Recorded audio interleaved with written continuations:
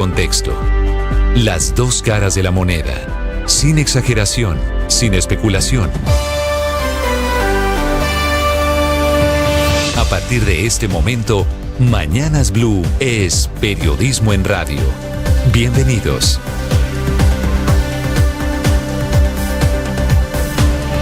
Bienvenidos, muy buenos días, 6 de la madrugada, 40 segundos. Anoche, muy tarde, el presidente Gustavo Petro abrió una peligrosa puerta, otra vez en el tema de la Asamblea Nacional Constituyente. Dice que si pierde, se va del gobierno, aunque se pregunta también qué pasa si gana. Me parece a mí sugiriendo lo contrario. Si pierdo me voy, si gano me quedo. El presidente Petro dice que esto no es una pelea de gallitos con Vargas Lleras, pero en eso es en lo que se ha convertido su tema de la Asamblea Constituyente, del que viene hablando en todos de los muchos discursos que pronuncia en esta gira que está haciendo por el Caribe colombiano.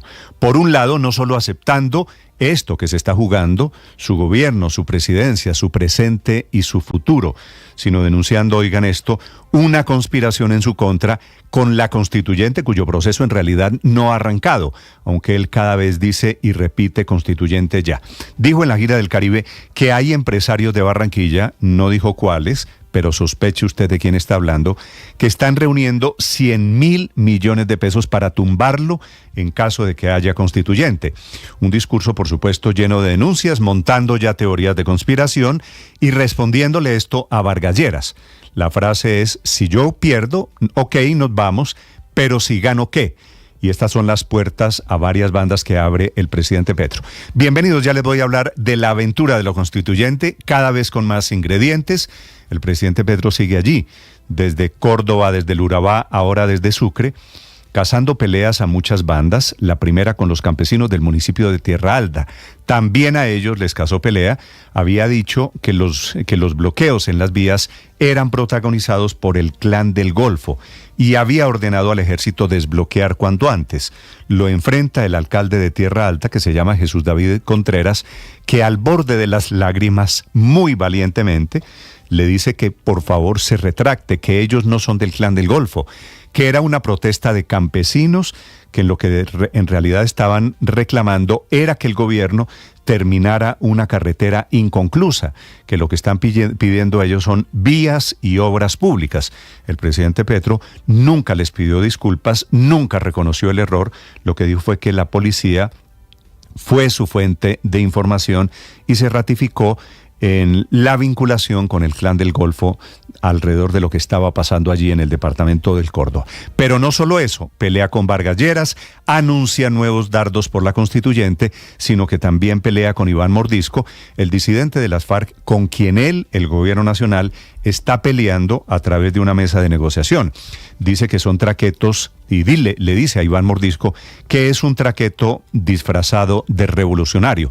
Pues el gobierno está hablando, le dio condición política porque están dialogando en una mesa de negociación con estos traquetos. Le responde de inmediato el traqueto Iván Mordisco y le recuerda que lo apoyó en campaña y que cuando Iván Mordisco lo apoyó en campaña, el presidente Petro parecía pensar diferente sobre ellos. Así que es una pelea de esas en las que se están diciendo verdades, nosotros en la tribuna viendo cómo se dicen y se cruzan verdades. Hablando de delincuentes, en Córdoba quieren que Salvatore Mancuso, que fue en algún momento jefe del paramilitarismo, ahora es gestor de paz, vaya allá, los mire a los ojos frente a las víctimas y las repare. La propuesta la hace el gobernador de Córdoba, que se llama Erasmo Zuleta, le propone al gobierno que no solo lleve a Mancuso a la Casa de Nariño, sino que lo lleve también de regreso allí al departamento de Córdoba, en donde nació y en donde hizo su vida delincuencial alrededor de las masacres de las autodefensas. A propósito, la libertad de Mancuso quedó en manos de la Corte Constitucional, a quien un magistrado de Justicia y Paz en Bogotá le pidió resolver un conflicto de competencias porque él considera que Mancuso podría quedar libre y otro magistrado del mismo tribunal, pero en Barranquilla, ya le había negado la libertad, así que hay allí un cruce de cables. En la audiencia de ayer, el magistrado no se dejó quitar la competencia para decidir sobre la libertad de Mancuso y llamó entrometida a la Jurisdicción Especial de Paz. Tenemos muchas historias para acompañarlos. Bienvenidos, son las 6 de la mañana, 5 minutos. Hoy es jueves. Es el día por la eliminación de la discriminación racial. Es el Día Internacional del Síndrome de Down. Un saludo para las familias que tienen niños con síndrome de Down. María Lorena Gutiérrez amanece convertida en la mujer, la empresaria más importante de la historia de Colombia, ahora convertida en presidenta del Grupo Aval. Renunció el histórico don Luis Carlos Sarmiento Angulo, que a los 91 años anuncia su retiro. Su hijo Luis Carlos Sarmiento será el presidente de la Junta Directiva, y María Lorena Gutiérrez, que fue secretaria general de la presidencia, pasa de ser presidenta de Corfi Colombiana a presidenta del Grupo Aval, un grupo que vale miles de millones de dólares, que tiene intereses fundamentalmente en el sistema financiero, pero también en energía, en construcción y en gas. A propósito de empresarios, se queja el gobierno porque perdió un nuevo round en la discusión de la reforma pensional. No han logrado allí ninguna mayoría.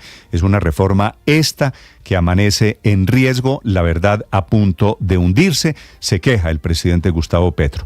La otra reforma que amanece el gobierno intentando salvar es la reforma a la salud, de la cual el gobierno a través del Ministerio de Hacienda finalmente radicó un documento que llama de aval fiscal, que dice que el año entrante la reforma a la salud costaría 2.9 billones de pesos y que en el 2032 costaría más de 1 billón de pesos, aunque hay una controversia porque hace salvedades o aclaraciones. El gobierno no sabe si la reforma reduce o aumenta el déficit del sistema de salud. Hágame el favor, si de eso se trata todo esto. No sabe que las EPS le deben 6.7 billones de pesos a hospitales públicos, que no se estimó cuánto vale la construcción de los centros de atención primaria.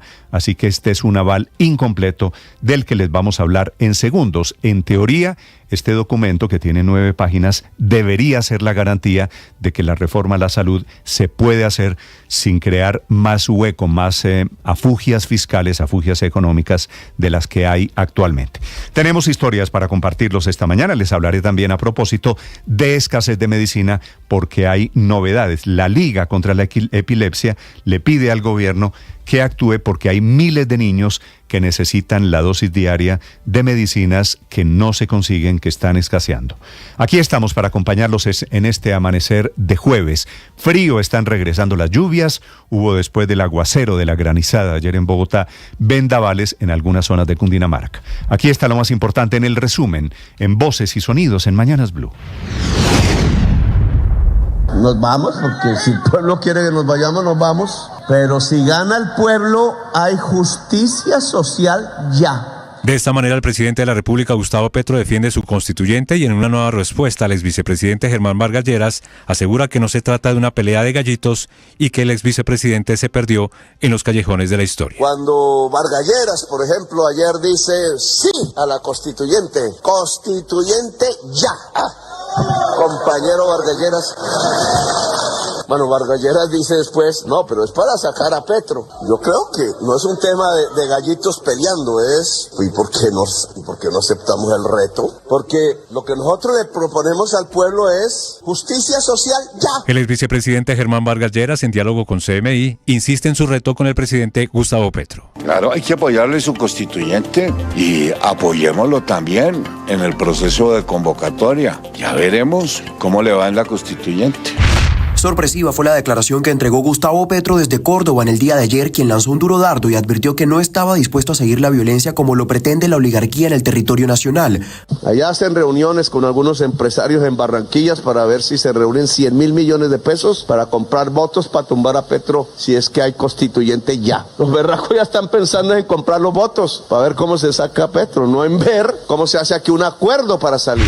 Nosotros llevamos más de 20 años tratando de cambiar y limpiar ese estigma negativo que tenemos acá. Presidente, ese anuncio que usted hizo, con todo respeto, excúseme, ese anuncio nos estigmatiza más. Jesús David Contreras, alcalde de Tierra Alta, le reclamó al presidente Petro por haber señalado de paramilitares a los campesinos que bloqueaban una vía protestando para que les terminen una obra en esa zona de Córdoba. Petro aseguró que hubo un problema de información, pero no se disculpó ni se retractó. Usted tiene razón, es más un conflicto social en la carretera. Lo que se reportaron fue de las 8 de la mañana bloqueos con árboles y físicos, incluso en algún planchón de gente que la policía dice es el clan del Golfo, tratando de impedir que la gente llegara aquí. El líder social, don Luis Emiro Ortega Doria, agricultor de Tierra Alta, se ratificó en la protesta y en el reclamo al presidente. Nos dejó muy triste las palabras de nuestro señor presidente Gustavo Petro, el cual hoy en día está velando por la paz, por los campesinos. Y en medio de una intervención en una asamblea popular realizada en Tierra Alta, el gobernador de Córdoba, Erasmo Zuleta, y que hagamos un compromiso, presidente. La paz se logra con transformación territorial. Hagamos un pacto por Tierra Alta, por Córdoba y el Alto Sinú. Usted pone recursos y yo pongo recursos como gobernador. Aumenta la tensión entre el gobierno nacional y las disidencias al mando de alias Iván Mordisco por cuenta de las declaraciones del presidente Gustavo Petro. Quien dice ser un revolucionario, en realidad es un traquetos vestidos de revolucionarios asesinando dirigentes populares desarmados. Otra vez la misma historia. Alias Iván Mordisco respondió a través de la cuenta de las disidencias de las FARC en X y allí dijo que cuando apoyaban la campaña del presidente Gustavo Petro, ahí sí no eran traquetos. El expresidente Juan Manuel Santos no está de acuerdo en realizar una asamblea constituyente para la implementación del acuerdo de paz y la reforma a la salud. Se puede hacer una reforma con lo que tenemos y lo mismo sucede con la implementación del proceso de paz. No necesitamos una nueva constituyente para implementar el proceso de paz. No necesitamos ninguna ley nueva, necesitamos voluntad política. La Confederación Nacional de Juntas de Acción Comunal está entre los organizadores de las marchas en favor del gobierno que van a tener lugar el próximo 9 de abril. Su presidente, Guillermo Cardona, dice que ya comenzaron las constituyentes municipales y departamentales. Ya estamos trabajando que para entre los meses de julio o agosto, no hemos definido la fecha, hagamos esa gran asamblea popular o constituyente popular comunal, posiblemente en el marco de los demás procesos, pero para que de allí le indiquemos al país cuál es la ruta de mediano y largo plazo. Ruta que hoy en día del Estado no se le ha podido indicar. La reforma a la salud costaría 2,9 billones de pesos en 2025 y un total de 15.5 billones entre 2025 y 2033, de acuerdo con el concepto enviado por el Ministerio de Hacienda a la Comisión Séptima del Senado, que discute la iniciativa en tercer debate. La derrota del gobierno fue por un marcador de 37 votos contra 47. Esos 47 aprobaron que solo se vuelve a hablar de reforma pensional en el Senado después de una sesión informal en la semana de Pascua para escuchar a los expertos. Para la senadora Marta Peralta, aquí hay fallas graves en la estrategia del gobierno. Pero yo veo unos ministros que se acercan siempre al mismo cerco, y por eso los votos no nos están subiendo, por el contrario, están bajando. Y la ministra del Trabajo, Lorine Ramírez, dice que va a seguir luchando por esta reforma hasta el último minuto. En esa sesión informal nos evidencia que tenemos una mayoría para poder lograr el archivo de la pensional. El Tribunal Superior de Bogotá le concedió la libertad condicional al exjefe paramilitar Salvatore Mancuso. Sin embargo, la decisión final la tomará la Corte Constitucional en medio del choque de competencias entre varios tribunales que lo investigan. José Manuel Bernal Parra es magistrado de la Sala de Conocimiento de Justicia y Paz. Por efecto de lo anterior, provocar colisión de competencias positiva con la Jurisdicción Especial para la Paz y para que sea la Corte Constitucional quien dirima el conflicto. La Sala de Instrucción de la Corte Suprema de Justicia, al definir la situación jurídica en contra del actual embajador de Colombia ante la FAO, Armando Benedetti, determinó abstenerse de imponer algún tipo de medida de aseguramiento en su contra. Eso sí, continuará la investigación por los hechos relacionados con supuestas irregularidades en la contratación del FONADE. Luis Carlos Sarmiento Angulo dio un paso al costado en el manejo del Grupo Aval. Como siempre en la vida, llega un momento en que es necesario un cambio, motivado por la fatiga, el deseo de un descanso y de un cambio personal. María Lorena Gutiérrez, quien se desempeña actualmente como presidenta de la Corporación Financiera Colombiana, Corfi Colombiana, será la primera mujer que llega a la presidencia del Grupo Aval. La persecución persecución del régimen de Nicolás Maduro contra la líder opositora María Corina Machado. 2 dirigentes de su círculo más cercano fueron detenidos, ya van 7. La Fiscalía ordenó la captura de otros 7. El fiscal general de Venezuela, Tarek William Saab, Henry Alviares y Dignora Hernández. Han sido detenidas estas 2 personas. Del plan hasta el final era generar desestabilización en el país. María Corina Machado criticó duramente la arremetida contra su equipo político. Evidentemente el régimen quiere cerrar el camino al cambio, el camino a la libertad en paz. Lo quieren cerrar porque saben que están derrotados. La selección Colombia Sub-17 femenina derrotó 2-0 a Perú y logró clasificar de manera anticipada al cuadrangular final del Sudamericano Sub-17 femenino. La selección que dirige Carlos Alberto Paniagua lleva 3 victorias en 3 partidos, donde registra 6 goles anotados y no ha recibido gol. Y además, en París se realizó el sorteo de los grupos de fútbol de los Juegos Olímpicos de París 2024. La selección Colombia femenina de mayores quedó en el grupo A, junto a Francia, la selección local, a Canadá, las vigentes campeonas, y también comparte grupo con Nueva Zelanda. Estás escuchando Blue Radio.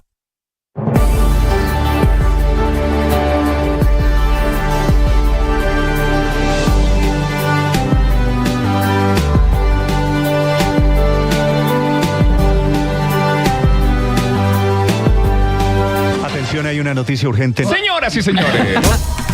Tendencia a nivel global. Bienvenida, mil gracias por estar con nosotros hoy aquí en Blue Radio. Usted enfermo por el fútbol y los compañeros de seminario en retiros. Rezando rosario y yo.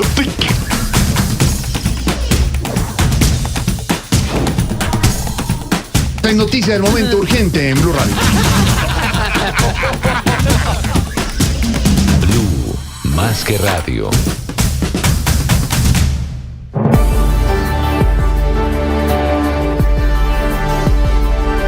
Muchos lidiamos con enfermedades mentales y con conflictos emocionales, y es muy difícil hablar de eso en voz alta. Soy María Elvira Arango y los invito a escuchar Qué Locura, historias reales de lo que no se habla, con testimonios conmovedores y con expertos y especialistas. Escúchenos, este es un lugar seguro. Este podcast es impulsado por porquequieroestarbien.com, el programa de salud mental de la Fundación Santo Domingo. La producción es de La No Ficción y Boombox de Caracol Televisión. Encuentre todos los episodios del podcast en boombox.com o en su plataforma de audio favorita. Boombox Podcast, un mundo por escuchar. Boombox. Esta es Blue Radio, la alternativa. 6 de la mañana, 17 minutos. En esta gira, primero estuvo en Antioquia, después en Córdoba, ahora está en Sucre. El presidente Petro ya está en modo campaña y está cazando peleas a diferentes bandas, con los disidentes de las FARC, con Vargas Lleras alrededor de la Asamblea Constituyente, pero también en plan de candidato, en plan de campaña, abriendo puertas peligrosas, reconociendo que si llega a perder esa Asamblea Constituyente, se va del gobierno. Solo piensen ustedes en lo que nos estamos metiendo. Se va a volver esto un plebiscito alrededor del gobierno del presidente Gustavo Petro. Y al otro lado, el contradictor, que dice el presidente no es una pelea de gallitos, pero están en eso. El nuevo contradictor del presidente Gustavo Petro es Germán Vargas Lleras, de quien habló Petro ayer en 4 oportunidades. Javier Segura. Néstor, ¿qué tal? Buenos días. El presidente Gustavo Petro sigue jugando y lanzando fuego, esta vez desde Tierra Alta en Córdoba, reiterando su idea de ir a una Asamblea Nacional Constituyente. Aseguró que si él pierde, se va del gobierno. Lo dijo refiriéndose, por supuesto, a la propuesta de Germán Vargas Lleras, que incluye la posibilidad de abandonar el poder, acudiendo probablemente a la figura de unas elecciones anticipadas, si así lo deciden los colombianos. Pero escuchemos qué fue lo que dijo el presidente Gustavo Petro, quien aseguró, entre otras cosas, que el debate sobre la Constituyente no debe ser una pelea de gallitos y que Vargas Lleras lo que tiene es una confusión histórica. Escuchemos al presidente. Vargas Lleras dijo, claro que sí, Petro, constituyente, y si somos mayoría se va del gobierno. Bonito reto, interesante, pero la discusión no es con Vargas Lleras. Le responde fácil, sí, si yo gano, ¿qué? Y si gana el pueblo, ¿qué? Y si gana el pueblo, ¿qué? Yo cambio la frase, bueno, nos vamos, porque si el pueblo quiere que nos vayamos, nos vamos. Pero si gana el pueblo, hay justicia social ya. El ex vicepresidente Germán Vargas Lleras, en diálogo con CMI, insiste en su reto con el presidente Gustavo Petro. Claro, hay que apoyarle su constituyente y apoyémoslo también en el proceso de convocatoria. Ya veremos cómo le va en la constituyente. Hablemos ahora del expresidente Juan Manuel Santos porque se sumó al debate respecto a la propuesta de una Asamblea Nacional Constituyente. En sus declaraciones, Santos enfatizó que no considera necesario recurrir a una nueva constituyente para implementar el proceso de paz en el país. Según el expresidente, lo que falta es voluntad de paz, voluntad política, porque las herramientas y los mecanismos están dados en el sistema judicial del país y en la misma Constitución de 1991. Esto tras la publicación de los argumentos de la presidencia para avanzar hacia este proceso, en donde el primer punto es la implementación efectiva de los acuerdos de paz de 2016. El expresidente Santos. Se puede hacer una reforma con lo que tenemos y lo mismo sucede con la implementación del proceso de paz. No necesitamos una nueva constituyente para implementar el proceso de paz. No necesitamos ninguna ley nueva. Néstor, los preparativos de la Constituyente Popular ya comenzaron con reuniones en las juntas de acción comunal con miras a una gran Asamblea Constituyente Popular en la segunda mitad del año.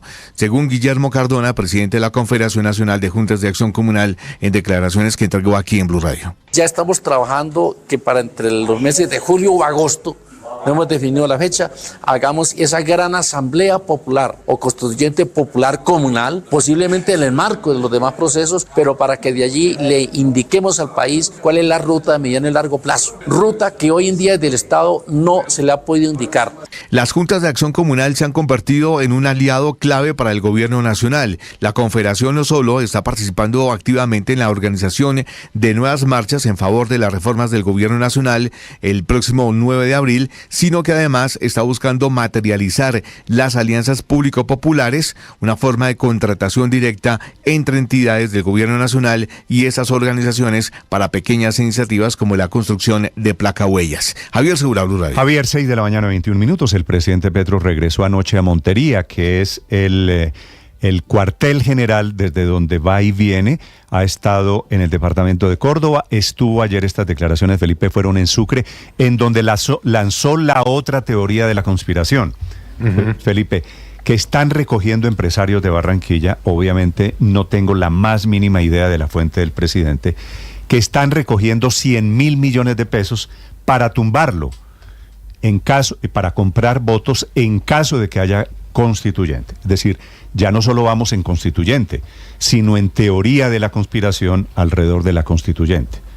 Los gremios de Barranquilla ya protestaron. Claro, el comité intergremial anoche emitió un comunicado en el que dice que los señalamientos generalizados de esa gravedad no contribuyen a transitar los caminos que nos lleven a superar la polarización política que sufrimos, la cual atenta a diario, dicen ellos, contra la necesaria estabilidad jurídica e institucional requerida para el buen funcionamiento del país y hacen más difícil lograr la paz total que los colombianos merecemos. Y lo firman la Corporación Empresarial del Oriente del Atlántico, Asoportuaria, Fenalco Atlántico, Camacol, la Cámara Colombiana de Infraestructura, AmCham, Analdex, la Cámara de Comercio de Barranquilla, Pro Barranquilla. Habló el presidente. Con razón, porque la verdad pasó, pero Néstor, si tiene pruebas que las presente, ¿por qué no pone las correspondientes denuncias? Claro, Felipe, pero es que todo lo que está pasando en los últimos 4 o 5 días es demencial.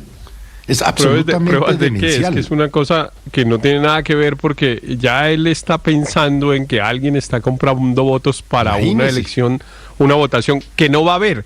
Entonces, pues realmente estamos llegando a unos... No, esto ya está por eso, es una cosa total, de delirio, cosa de delirio que ya realmente, pues sí me parece que es preocupante, y porque está perdiendo todos los linderos de la razonabilidad, la discusión en la que nos hemos metido. El presidente Petro, ya montado en campaña, está hablando, usted lo escucha por supuesto, como si estuviera todo el tiempo en la campaña por la constituyente, pero no solo la campaña por la constituyente, sino que ya también, como Maduro en Venezuela, está montado en la teoría de la conspiración y habla, sin decir a quién se refiere, que hay empresarios en Barranquilla que ya están en contracampaña, que quieren tumbarlo. ¿Campaña de qué? Una conversación rara, Néstor, porque es una campaña ficticia. no estamos haciendo campaña para nada, no hay asamblea constituyente, no hay elecciones para asamblea constituyente, y la denuncia es que van a comprar los votos de una elección que no va a ocurrir. Bueno, pues eso sí, ya francamente estamos llegando a una situación macondiana al máximo nivel. Esto es entre Macondo y Steven Spielberg. 6 de la mañana, 24 minutos. Esto es pura ciencia ficción. Esta es la denuncia que hizo el presidente Petro sobre la conspiración que él ve en desarrollo. Allá hacen reuniones con algunos empresarios en Barranquillas para ver si se reúnen 100.000 millones de pesos para comprar votos para tumbar a Petro si es que hay constituyente ya. Los berracos ya están pensando en comprar los votos para ver cómo se saca a Petro, no en ver cómo se hace aquí un acuerdo para salir. ¿Quiénes son los berracos, Felipe? No tengo la más mínima idea. ¿Quiénes son los que están comprando votos? Pero fíjese además la paradoja. El presidente Petro que abre la puerta y dice, ok, me juego el futuro, si pierdo me voy.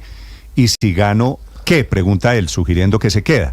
Entonces, esa asamblea constituyente, en caso hipotético, yo también sospecho que no va a haber asamblea constituyente, pero como parece ser el objetivo político del presidente Petro, la asamblea constituyente terminaría convertida en eso, desafortunadamente, en un referendo. Y efectivamente, si hay asambleístas antipetristas, pues van a querer tumbar al presidente. Esa es la puerta que se abre peligrosa. Un asambleísta o una mayoría en una asamblea constituyente. El que la abrió fue él. Pero ¿sabe qué me parece más lamentable, Néstor y Héctor y compañeros y oyentes? Acabó con su gobierno, lo mató 2 años antes. Felipe, ya las reformas hundiéndose en el Congreso y el presidente Petro, voy a utilizar un verbo prestado, él se dio un autogolpe. Pero es que esto, Felipe, esto es lo que le gusta al presidente Petro, hacer política electoral, no gobernar. Y este es el escenario en donde Petro es muy bueno, porque terminamos hablando de Petro. Y Petro en campaña es un gran político en campaña también, hay que decirlo. Pero es claro, él está haciendo una campaña, incluso tiene derecho a hacerla, me parece, en el sentido de buscar apoyo a sus propuestas y de buscarle apoyo a su gobierno, etcétera. Pero nosotros tenemos que darle la dimensión que es a lo que está pasando. A la gente, yo creo que eso lo tiene claro, pero hay que repetirlo permanentemente. No estamos en un proceso de convocatoria de asamblea constituyente. En Colombia no hay nada serio alrededor de convocar una asamblea constituyente. Así el gobierno lo repita todos los días. Usted oyó en el informe temprano, tuvimos al señor Cardona, que es presidente de la Federación de Juntas de Acción Comunal, dice, por ahí en julio, agosto, estamos buscando la fecha para hacer la constituyente popular. Bueno, se van a reunir unas personas y le van a poner ese nombre a una reunión, pero eso no es una constituyente. Bueno. De momento, el presidente parece estar en campaña por la constituyente. 6 de la mañana, 27 minutos. Y en esta cantidad de batallas que caza el presidente, una que nos va a afectar a todos. El presidente Petro, cada vez más lejos de los disidentes de las FARC, le dice a Iván Mordisco, el jefe de esos disidentes, le dice que es un traqueto vestido de revolucionario. Le responde Iván Mordisco diciéndole, no pensaba lo mismo cuando lo acompañamos y cuando le hicimos campaña hace 2 años. Valentina Herrera. Hola Néstor, buenos días. Aumenta la tensión entre el gobierno y las disidencias al mando de alias Iván Mordisco. Y es que a la decisión del presidente Gustavo Petro de suspender el cese al fuego en Cauca, Nariño y Valle del Cauca por el asesinato de la lideresa Carmelina Yule a manos del Frente de Dagoberto Ramos, que luego atacó la misma caravana fúnebre, se suma la acusación directa que hizo el mandatario contra Néstor Gregorio Fernández, alias Iván Mordisco, y máximo jefe de esta guerrilla, también denominada Estado Mayor Central. Lo hizo desde Tierra Alta en Córdoba tras invitar al escenario a Giovanni Yule, familiar de la lideresa, pero también hoy director de la Unidad de Restitución de Tierras. Allí le dijo a Mordisco que se aprovechaba de un falso discurso de la revolución y que en realidad era un chofer que había ascendido a comandante. La FARC hizo la paz y el chofer se quedó con los negocios y entonces ahora está matando dirigentes campesinos, ahora está asesinando al pueblo y habla de revolución. ¿Qué revolución y qué carajos? Diga la verdad. Deje de usar la memoria de Manuel Marulanda Vélez, que por lo menos se atrevió a hacer una revolución de verdad. Y luego subió el tono y lo trató de traidor de la paz y de traqueto. Es un traqueto vestido de revolucionario. Uno puede escoger entre los dos caminos, pero no confundirlos jamás. Claro que se puede escoger el camino de Pablo Escobar, pero el camino de Pablo Escobar no es el mismo camino del sacerdote Camilo Torres Restrepo. Y es que ya Petro en anteriores ocasiones había dicho que en la paz total no había espacio para traquetos o narcotraficantes. La respuesta de Iván Mordisco llegó a través de la cuenta en X o en Twitter de FARC-EP, que a lo largo de esta conversación de paz ha comunicado la posición de ese grupo ilegal. Allí el máximo jefe, firmando como Iván Lozada, su otro alias, aseguró que Petro lo acusaba de traqueto y de usar la memoria de Manuel Marulanda, pero que cuando lo apoyaron en campaña no tenían esa calificación de traquetos. Dice además que Petro los traicionó al pueblo que lo respaldó por ese discurso progresista y de paz, pero que hoy está impulsando la guerra y el capitalismo. Estas palabras no solo muestran la distancia que hay entre los dos sectores, sino que también retoman el debate de cuál fue el nivel de apoyo o movilización que estuvo generado por el grupo ilegal en los territorios donde hace presencia durante la campaña. Pero mientras esta discusión se mueve en redes y en discursos, la población civil sigue en medio del fuego cruzado. En el norte del Cauca, la comunidad indígena ha reportado intensos combates entre el ejército y el frente Dagoberto Ramos. También la Guardia Indígena aseguró que rescató a 2 niñas a las que los ilegales se las habían llevado y denunció el homicidio del presidente de una junta de acción comunal en zona rural de Cajibío, Álvaro Javier Morales. Este caso estuvo reseñado por Leonardo González de Indepaz. Este líder fue secuestrado por miembros del Frente Jaime Martínez del Estado Mayor Central en la vereda del Dinde y posteriormente su cuerpo fue encontrado en el sector rural del municipio de Cajibío. Entre tanto, la fuerza pública sigue reforzando la seguridad y moviendo sus tropas para enfrentar esta escalada violenta que tiene en riesgo a miles de personas de la población civil. Y en el Congreso, 25 representantes de diferentes partidos le enviaron una carta al presidente Gustavo Petro pidiéndole que levante el cese al fuego en todo el país, asegurando que no hay voluntad de paz por parte de las disidencias. La iniciativa estuvo liderada por el representante de El Huila, Julio César Triana. Donde hoy 84,000 familias cafeteras están amilanadas porque están carnetizadas y extorsionadas. La delincuencia común ha aprovechado este cese al fuego para hacerse pasar por disidencias. Lo cierto es que una vez más tambalea el proyecto de paz total del presidente Gustavo Petro. Se suma a las grietas que ya tiene por cuenta de las tensiones con el ELN y el distanciamiento con el Clan del Golfo. Anoche muy tarde estuvo reunida la delegación de la guerrilla, entre ellos con alias Iván Mordisco, revisando qué va a pasar con el futuro de esta conversación de paz, y hoy se espera una reunión de urgencia por parte de la delegación del Gobierno Nacional liderada por Camilo González Pozo. Valentina Herrera, Blue Radio. Ricardo Ospina es periodista. Está en Mañanas Blue. Son las 6 de la mañana y 32 minutos. No se detiene la polémica por las inspecciones adelantadas por la Superintendencia de Industria y Comercio, entidad que depende de la Presidencia de la República, a la Registraduría, a la Cancillería y a la firma Thomas Gregg & Sons, presuntamente relacionadas con denuncias sobre posibles prácticas anticompetitivas para quedarse con contratos estatales. A pesar de que las explicaciones de la superintendente Cielo Rusinque en Blue Radio fueron amplias, largas, extensas, la tormenta no cesó, porque se conocieron nuevas denuncias hechas por trabajadores del Ministerio de Relaciones Exteriores relacionadas con la posible vulneración de los derechos de algunos servidores públicos.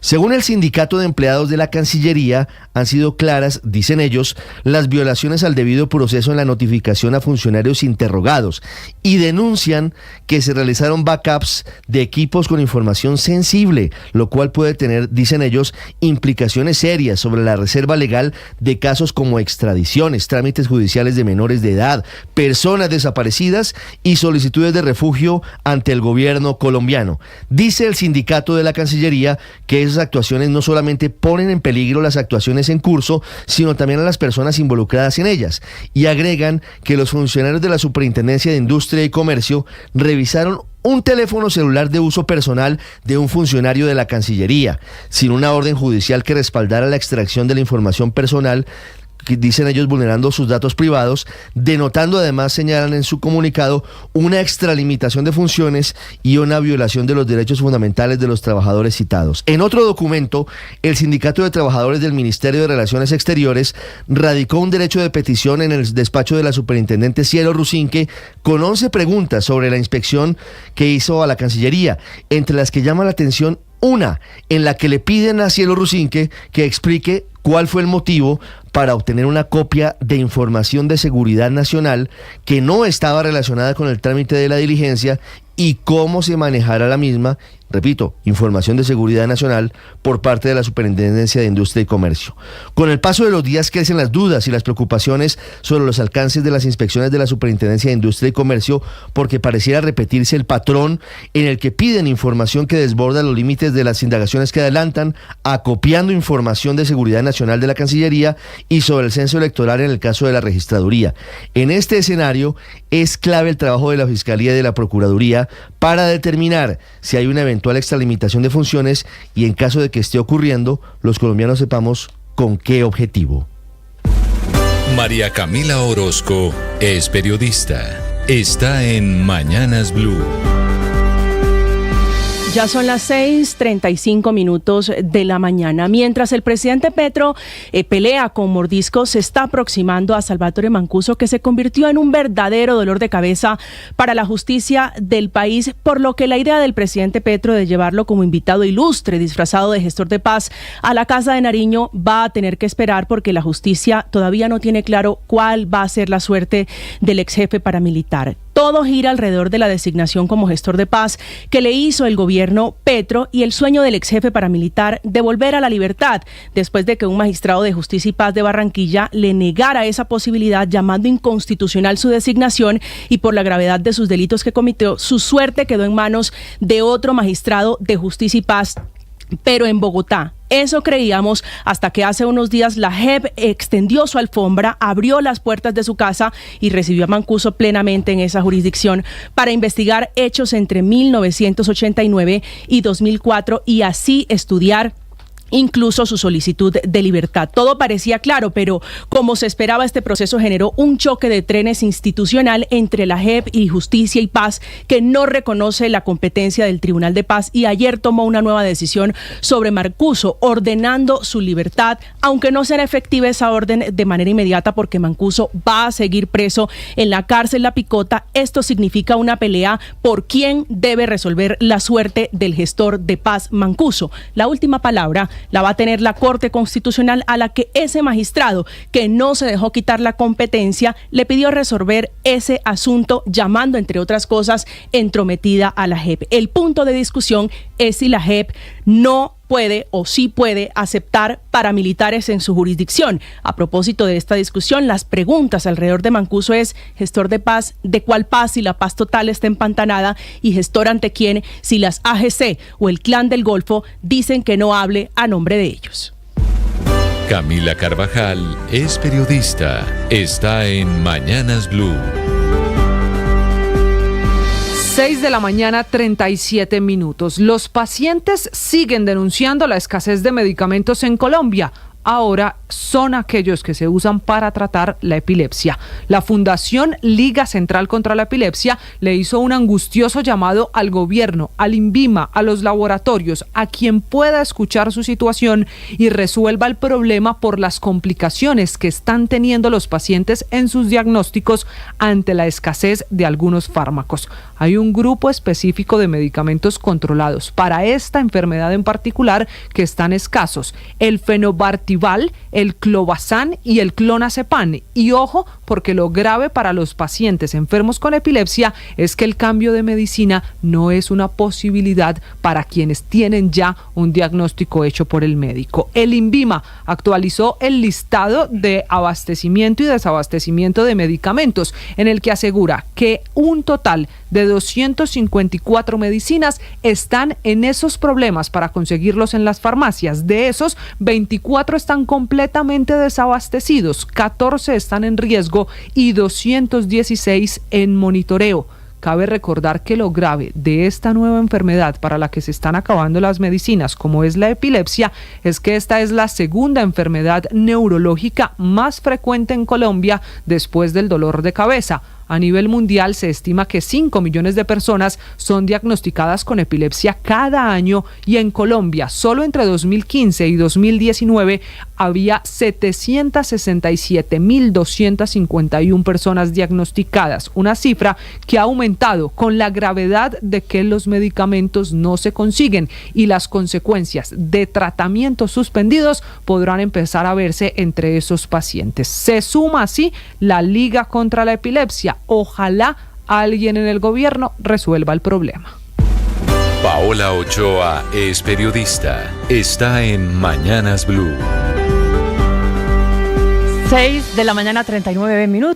Paso al costado de uno de los hombres más importantes, influyentes, legendarios, icónicos del mundo empresarial colombiano, Luis Carlos Sarmiento Angulo, el hombre más rico de Colombia por más tiempo, con una fortuna estimada por la revista Forbes en $6.400 millones y quien el día de ayer, en el marco de la Asamblea Anual de Accionistas del Grupo Aval, del cual es su mayor accionista, entre 65.000 inversionistas, anunció su retiro como presidente del directorio a sus 91 años y tras haber iniciado en el mundo de los negocios hace casi 70 años, cuando abrió su primera oficina con 3 empleados en un espacio de apenas 18 metros cuadrados en el centro de Bogotá.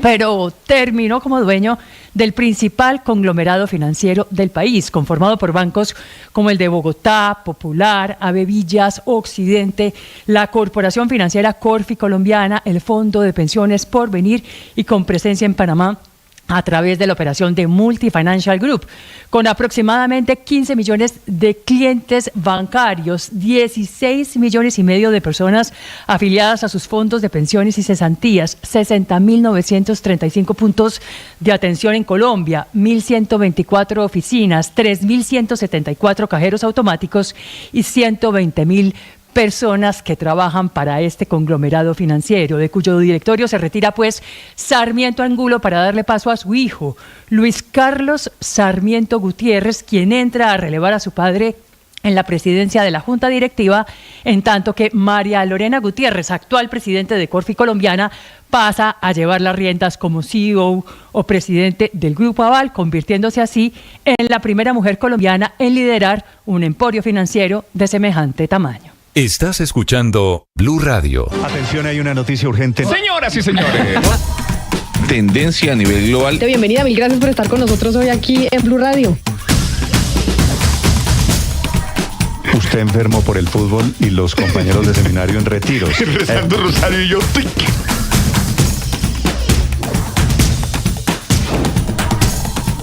Esta es noticia del momento urgente en Blue Radio. Más que radio.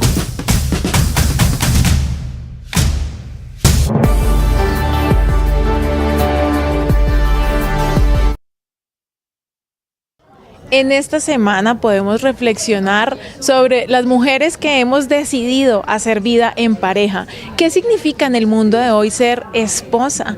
Antes podíamos decir que sinónimos eran ser mamá o ser ama de casa, pero hoy en día sabemos que no es así. ¿Qué significa para ti ser esposa?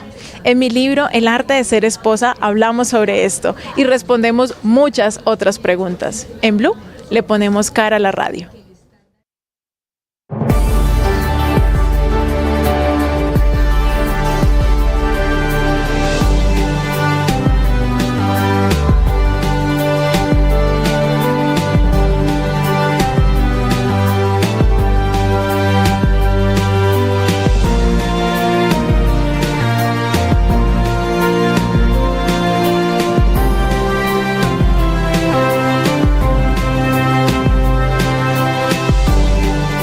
Lidiamos con enfermedades mentales y con conflictos emocionales, y es muy difícil hablar de eso en voz alta.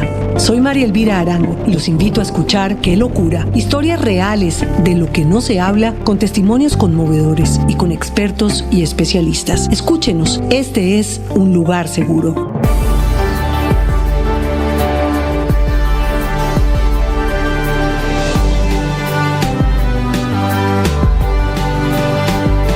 6:43 minutos, ya vienen los deportes esta mañana, deportes en forma de mujer, ¿no? Bien las niñas del Suramericano. Bien, no, Néstor, súper bien. La verdad es que este equipo ha ido evolucionando y de qué manera, y nos da una ilusión de que la nueva generación definitivamente va a seguir marcando, porque el fútbol femenino colombiano a nivel mundial en selecciones sacando la cara. Claro, impresionante. Ayer fue ante Perú, equipo invicto, no ha recibido un solo gol, es un equipo potente, seguro. Le ganamos a Perú anoche 2-0 y eso quiere decir ya clasificadas. A una fecha de terminar la fase de grupos y a una fecha de enfrentar a Brasil. Bien. Súper bien, este es el Suramericano. Sub-17. Esa clasificación lo que hace, Ricardo, es abrirle camino, aunque las otras no son muy mayores, a una nueva generación en el fútbol femenino. Si usted mira, la ecuación es al contrario. Las que están arriba no son tan mayores y las que están en sub-17, 15, 16, 17 años. Quiere decir, el futuro pinta bien. Así es. Ya viene Ricardo Rego con las noticias deportivas. 6:44 a.m. Se rompió esta mañana un tubo en Danubio, que es una localidad que queda al sur de Bogotá. Por el agua que está corriendo a chorros, a cántaros, la movilidad por la troncal de la Caracas está trancada, llegando hacia Usme. 6:45, Felipe García. Hola Néstor, sí señor, a esta hora se registra una grave inundación, como usted mencionaba, por la rotura de un tubo madre de agua en el sector de Danubio, en el sur de Bogotá. Lo que dice la gente y las autoridades desde ese punto de la ciudad es que en ese punto se están haciendo obras y fue precisamente por una máquina que está trabajando ahí en el sector que el tubo madre se rompió, lo que está generando la fuerte inundación a esta hora. Por el agua, la movilidad en la troncal Caracas al sur, el Transmilenio en Usme se encuentra colapsada y los usuarios, cientos de personas, están bajándose de los buses articulados a caminar para intentar llegar a sus sitios de trabajo. Pero no solo la congestión vehicular, Néstor, tiene que ver con Transmilenio, sino también con los carriles mixtos por donde van los carros particulares, que a esta hora se registra tremendo trancón en ese punto de la ciudad. Está imposible la movilidad. En este momento nos dirigimos a ese sector del sur de la ciudad. Lo que nos dicen los usuarios es que está imposible, Néstor, el tráfico en ese punto del sur de Usme, en el barrio Danubio, en la localidad de Usme, como le mencionaba hace un momento, por esta rotura del tubo, Néstor. Sí, Felipe, ahí vemos las imágenes y está causando el trancón gigante allí por la Caracas llegando a Usme, ¿no? Sí, señor, llegando a Usme, los usuarios de varias estaciones de allí llegando al portal también están diciendo que se tienen que bajar a caminar, Néstor, porque está prácticamente imposible tomar algún servicio. El tren, o más bien toda la fila de buses rojos de Transmilenio está bastante larga, no hay movilidad a esta hora, dice Transmilenio que está muy complicado, pues que salgan los buses del portal de Usme, pues teniendo en cuenta esta congestión por esta inundación, por lo que recomiendan las autoridades de la Secretaría de Movilidad tomar la avenida Boyacá de sur a norte, Néstor, para salir de ese sector de la ciudad. 6 de la mañana, gracias Felipe, 6:46 a.m.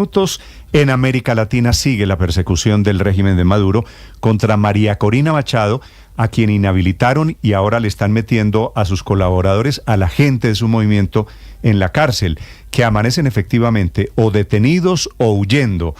Está dando un paso más, arreciando su asedio, la persecución judicial contra María Corina Machado, que esta mañana se defiende. El expresidente Uribe, su Centro Democrático, está pidiendo una reacción urgente del mundo democrático desde Colombia. Desde Colombia, por supuesto, toda la solidaridad hacia María Corina Machado, de todos menos del gobierno del presidente Gustavo Petro. 6:47 a.m. en Caracas, Santiago Martínez.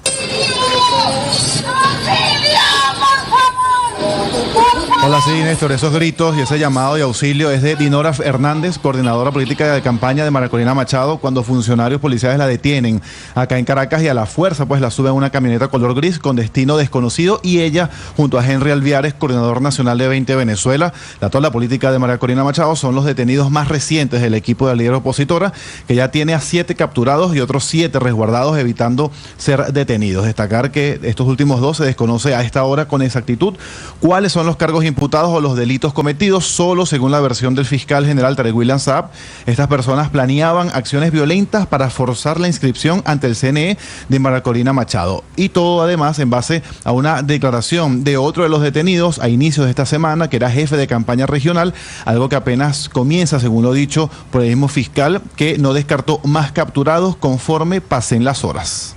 destacar que por todo esto que he mencionado ya en esta nueva trama, el Ministerio Público ha solicitado 9 órdenes de aprehensión, de las cuales ya 2 se han hecho efectivas, en una fase que apenas está en marcha, es parte de una investigación en marcha que no ha concluido, que pudiera llevarnos a nuevas revelaciones con nuevos nombres. A pesar de las amenazas y las advertencias, Néstor, María Corina Machado siguió y sigue aún en la sede de su organización acá al noreste de Caracas, donde recibió el apoyo y a los representantes de todos los partidos políticos de la plataforma unitaria, y allí obviamente negó los señalamientos, aseguró que la idea es aislarla, dejarla sola prácticamente, tal y como ocurrió en su momento con el equipo de Juan Guaidó, y por eso espera ella de la comunidad internacional algo más que buenos deseos. ¿Qué va a hacer la comunidad internacional? Porque la comunidad internacional dice que quieren elecciones libres, limpias. ¿Qué van a hacer frente a esto? Lo que ha ocurrido hoy no había pasado nunca en Venezuela, nunca. Se llevan a 7 jefes de comando. Esperamos mucho más que buenos deseos. Lo que está pasando aquí es real, gente de carne y hueso, familias que están en la zozobra ahorita. Del lado del gobierno, Néstor, tranquilos, ya preparando la inscripción de Nicolás Maduro como candidato presidencial, pues hoy, recordemos, se abre el lapso de 5 días para que todos los aspirantes vayan al CNE a formalizar su intención. Pero eso sí, recordando que María Corina Machado no podrá ni esta ni las próximas 2 elecciones presidenciales ser candidata. Así lo decía anoche tarde Diosdado Cabello. Ahora, señora María, yo se lo voy a decir, su problema no termina en el 2024, porque en el 2030 tampoco podrá ser candidata, ni en el 2036 tampoco podrá ser candidata. Así que esas pataletas van para largo, pues. Puede chillar si quiere.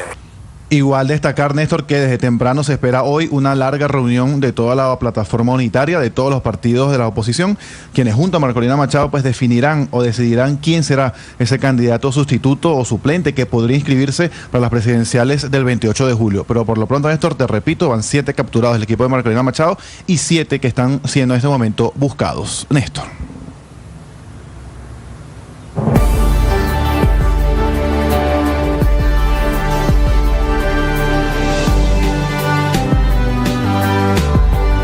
Hay una noticia urgente. Señoras y señores. Tendencia a nivel global. Bienvenida, mil gracias por estar con nosotros hoy aquí en Blue Radio. Usted enfermo por el fútbol y los compañeros de seminario en retiro. Rezando rosario y yo. Último en deportes se lo presenta Mañanas Blue. 6 de la mañana, 51 minutos, hablamos de deportes, hablamos de selecciones Colombia. Primero, la selección absoluta, la mayor, que está en Europa, en Londres. Hoy ya ha tenido un primer trabajo de campo con los 26 convocados.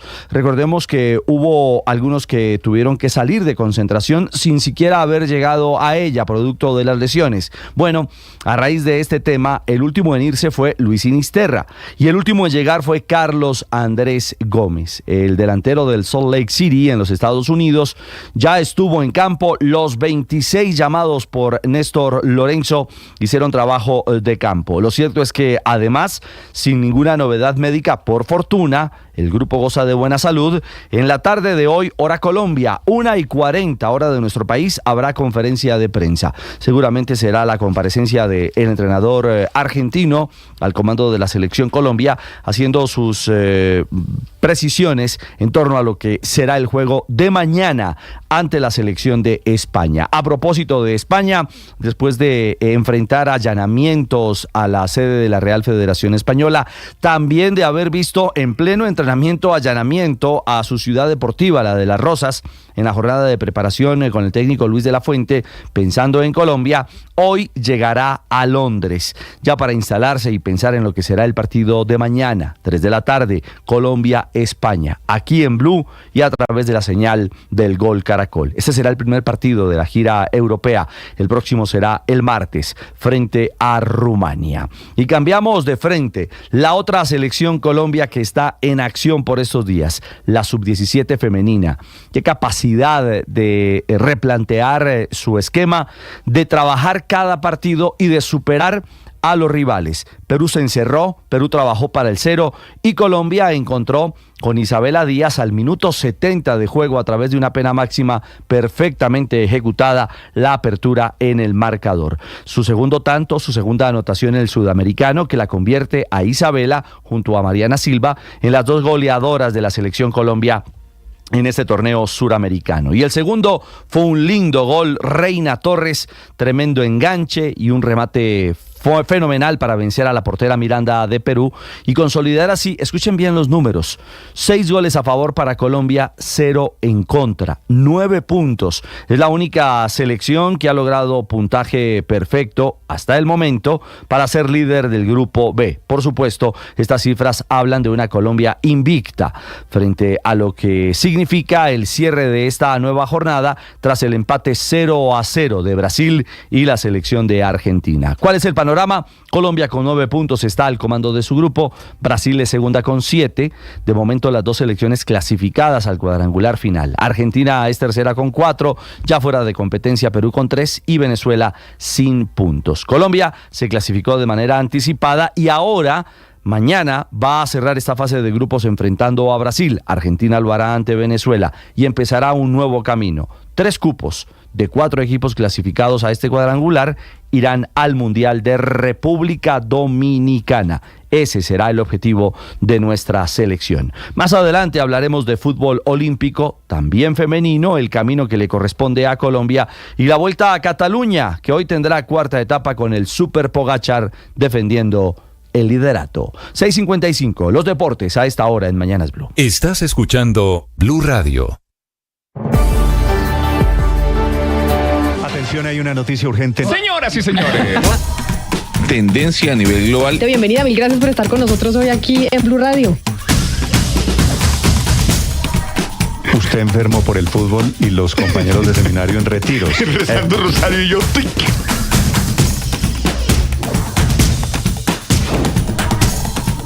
En noticia del momento urgente en Blue Radio.